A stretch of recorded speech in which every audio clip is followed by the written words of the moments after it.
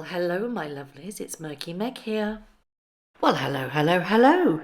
I hope that you are all well. And today, in this video, I'm going to be talking about quite a few of the struggles that are now in front of Harry and Meghan. There are many, so you might have to bear with me. Now, we all know that Meghan has signed to the mammoth agency William Morris Endeavour, or more commonly known WME, and she's solely done this. Harry's not involved. It's only Meghan. And when this particular endeavour was announced, everybody kind of scratched their head a bit because they've always done things as a team, and it does seem like they are now splitting their brand. We saw this when Harry did his kind of tour for the book. He did all the junkets for his spare book. Meghan was nowhere to be seen, and it was all like, oh, she's letting him shine himself. No, I don't believe that at all. I think she was letting him cause his own misery and letting his truth bomb cause an absolute disaster in its wake. But there has been a major shift over the last probably 8 to 9 months since she signed with William Morris Endeavour Agency. And I can assume that the agency themselves are encouraging her to pursue work on her own. Now, there was a very interesting blind that was put up on Crazy Days and Nights a couple of days ago. And they're pretty good when it comes to getting things spot on and blind items. Now, they always refer to Meghan Markle as the illiterate one. Not illiterate, alliterate, Meghan Markle, MM. And on Monday they put apparently plans for the illiterate one to launch some kind of site on November the 1st and try and capture eyeballs and wallets in the holiday season. My first thought when I read this blind was, please let her try it, because she will soon realise just how big, or rather little, her fan base really is. She has such a huge ego that she truly believes that she could be the next Goop. Now, while I really am not a huge fan of Gwyneth Paltrow herself, there is no denying that she has run a very successful endeavour under the name of Goop. And Meghan, being Meghan, the fame-hungry, money-hungry person that she is, would be eyeballing that thinking, wow, I could get some of that action. But do we truly believe that this is possible? If we take a look at her pre-Harry, she was in Suits. She was a somewhat successful actress. She's not a Hollywood actress because she never really was. She never played a major part in a major Hollywood film. She was a cable actress at best, but she had some success. And if you take the TIG, for example, that was successful too in its own right. But that was before she did what she did over the last 3 years. And that has caused a huge amount of upset, a lot of negativity towards her and Harry. And if she really thinks that this could play well into a successful enterprise with regards to flogging tat, I think she will be shocked, to say the least, that it won't be as successful as she thinks it will. They are tainted. She is tainted because of everything that they have done over the last 3 years. They haven't stopped blabbing their mouth. And quite frankly, what brand is going to want to stand beside her?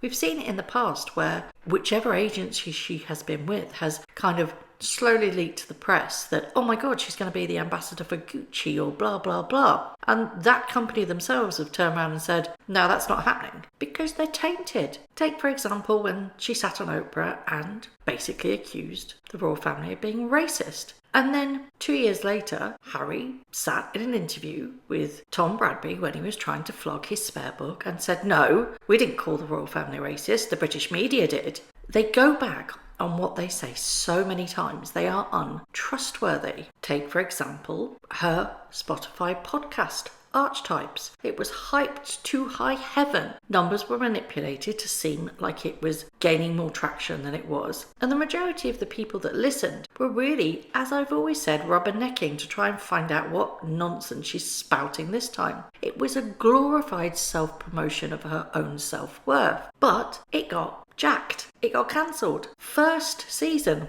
gone. That is the power of Meghan Markle. Anything she touches just goes up in flames. Pearl was cancelled. the documentary, Harry and Meghan, people only watched that to see what they were talking about. They weren't really interested in them. They wanted to know the gossip because that's what people want to hear. And the Heart of Invictus, well, that just flopped completely. Everything they're involved with gets scrutinised to high heaven. So any major untruth gets completely laid out bare. And that is their downfall. They can't shut their traps. Now, I was sat here wondering why the 1st of November? And then it hit me. There are two major things. I say major, but I'm not really interested in them. But I am going to have to pay attention to them because I need to get the full picture. We have on the 8th of September the now infamous Plastic Fantastic Omid Scooby. He is releasing his second book, which is titled Endgame, on the 8th of November. This is hilarious because the actual kind of blurb for the book is so funny. A penetrating investigation into the perilous state of the modern royal family. Endgame exposes the dysfunction and distrust at the heart of the British monarchy. Like he has any connection to the British monarchy other than Harry and Meghan these days. He's literally been shunned. The blurb also says on September the 8th, 2022, the world stood still as news broke of Queen Elizabeth II's passing. Her death dismantled the protective shield around the world's most famous family and saw a long simmering crisis of confidence in the British monarchy begin to resurface. Yeah, that's partly your doing, mate, because you literally crapped all over the British monarchy at your handler's request, i.e. Harry and Meghan. You do their bidding, you are their puppet, everybody knows it, nobody trusts a word you're saying, mate. And then on the 16th of November, we have the final season of the now downtrodden Crown. I say downtrodden because I don't think since season 1 and 2 it had any kind of legitimate factual information in it. It was extremely loosely based on the royal family, and it was all hearsay, manipulation, and over-dramatised gossip. It's not factual at all. It's a drama, for goodness sake. It's no factual. It's the same as Bridgerton's. No, not factual. It didn't happen. But it's capitalising on those two major factors that are surrounding the royal family. And if this is true, this blind is true, and that on the 1st of November, she's going to launch some kind of site to try and flog some tat on it, that would make sense because of those two significant things that will get media headlines, because we always know they do, because they're about the royal family.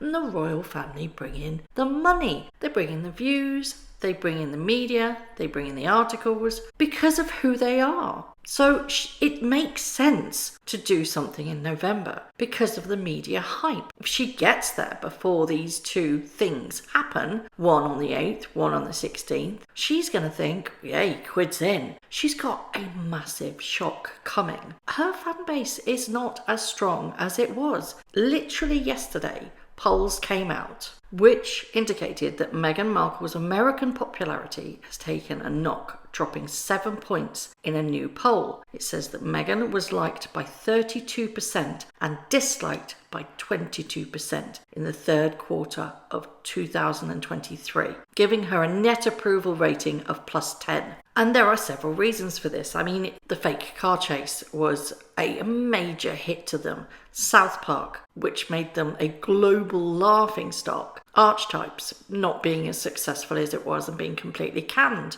And then the executive of Spotify calling them grifters, which is utterly hilarious, to be perfectly honest. But what happened to the other 46%? Clearly, they just don't care either way. Something's failing, and if two major agencies, that's WME, and previous to that Sunshine Sachs, can't make you popular and spin you into a global phenomenon, then you really have to take a good hard look at yourself and realise you are tainted and doomed. If she really is launching a website, she's just come full circle back to the TIG. What was it all for, hey? What exactly was the damage you caused for? Because you're not as popular as you were. Far from it. The damage that these two have done will follow them wherever they go. Everything they touch, it will follow them. I think the most critical thing that swung a lot of people, swung a lot of people, was what they did. They released the Oprah interview when the Queen was obviously very, very unwell, but we didn't know it at the time, and Prince Philip was dying. And that resonated with a lot of people. And you kind of have to sit back and think, that's Harry's grandparents they're doing this to. Have they no shame? And that kind of damage is irreparable. Now, apparently, Blake Lively released a lifestyle blog. That completely bombed. And she's actually liked, for goodness sake. So how on earth are people advising her that this might be a good idea? Whoever is advising her, please stop. Actually, no, don't, because I actually want to see this. Please release a website on the 1st of November. Please, because the fallout will be glorious. I really hope she does a candle. Wink, wink, nudge, nudge. No, I don't. That's just wrong. Maybe she's partnering up with Elizabeth Arden, with the Frost Nipperstan incident that Harry relayed in his spare book. No, again, that's wrong. Wrong. I don't know whether you look at Crazy Days and Nights that post these blinds, but you're allowed to comment on it. And one comment just had me laughing. It was shaken and stirred. It said, is launching a Patreon site. Subscribers will pay a monthly fee to have her go away, but it won't be cheap.